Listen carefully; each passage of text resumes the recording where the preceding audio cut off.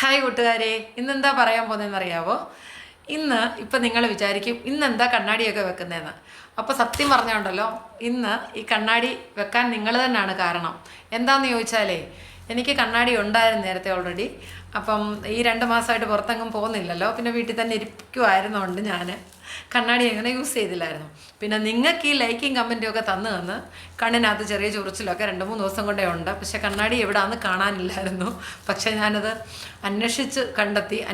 കണ്ടെത്തുമെന്നാണല്ലോ, അതുകൊണ്ട് ഞാനത് അന്വേഷിച്ചത് കണ്ടെത്തി. കാരണം അത് നിങ്ങൾക്ക് ലൈക്കും കമൻറ്റും ഒക്കെ തരാനാണ്. കാണുന്ന പോസ്റ്റുകൾക്ക് എല്ലാവർക്കും ഞാൻ സപ്പോർട്ട് ചെയ്യാറുണ്ട് മാക്സിമം. പിന്നെ അന്നേരം ഉടനെ കണ്ടില്ലെങ്കിൽ പിന്നെ എപ്പോഴെങ്കിലും കാണുമ്പോഴായാലും ഞാനത് ചെയ്യാറുണ്ട്. പിന്നെ ഞാൻ ഇന്ന് കുറേ ടാസ്ക് ടാസ്ക് ചെയ്തായിരുന്നല്ലോ.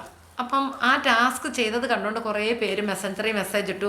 അയ്യോ, ഇതുവരെ ചെയ്തില്ലായിരുന്നോ, ഇതൊക്കെ അതാത് ആഴ്ചകളിലൊക്കെ ചെയ്ത് പോകണ്ടായോ? ഞാൻ പറഞ്ഞില്ല, ഞാൻ ഇതുവരെ അങ്ങനൊന്നും ടാസ്ക് അങ്ങനെ വലുതായിട്ട് ചെയ്തിട്ടില്ല. പിന്നെ ഒരാഴ്ച മുമ്പൊക്കെയാണ് എന്നോട് ഓരോരുത്തരെല്ലാം പറഞ്ഞു തന്നു, ഡെയിലി 3 പോസ്റ്റെങ്കിലും പബ്ലിക്കായിട്ട് ഇടണമെന്ന് പറഞ്ഞു തന്നു.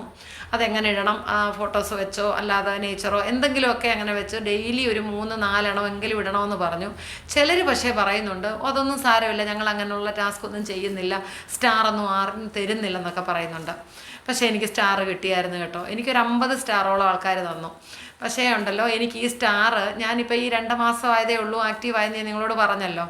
അപ്പോൾ എനിക്കും അതിനു മുമ്പേ എല്ലാവരും ഈ സ്റ്റാർ തരണേന്നും പറഞ്ഞ് ചോദിക്കുമ്പോഴേ, അപ്പം ഞാനുണ്ടല്ലോ സ്റ്റിക്കർ സ്റ്റാർ ഇട്ട് കൊടുത്തിട്ടുണ്ട്. അപ്പോൾ അന്നേരം നമുക്കറിയത്തില്ല ഈ ഫേസ്ബുക്ക് തരുന്ന സ്റ്റാറാണ് നമ്മൾ ചോദിക്കുന്നതെന്നുള്ളത് പലർക്കും അറിയത്തില്ല കേട്ടോ. അപ്പോൾ ഞാനും അങ്ങനെ ഇട്ട് കൊടുത്തിട്ടുണ്ട്. അന്നറിയത്തില്ലല്ലോ. ഇപ്പോഴല്ലേ നമുക്ക് മനസ്സിലായത് നമ്മൾ ഫേസ്ബുക്കിൽ തന്നെ നമുക്ക് തരുന്നൊരു സ്റ്റാറാണ്, ആ സ്റ്റാറാണ് ഈ ചോദിക്കുന്നത്.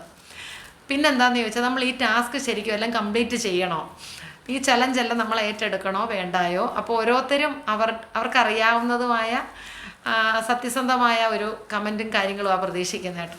അപ്പോൾ അതറിയാൻ വേണ്ടിയിട്ടാണ് ഞാൻ നിങ്ങളോട് ഈ കണ്ണാടി വെച്ചോണ്ട് ഈ വീഡിയോ ഒന്ന് ചെയ്യുന്നത് കേട്ടോ.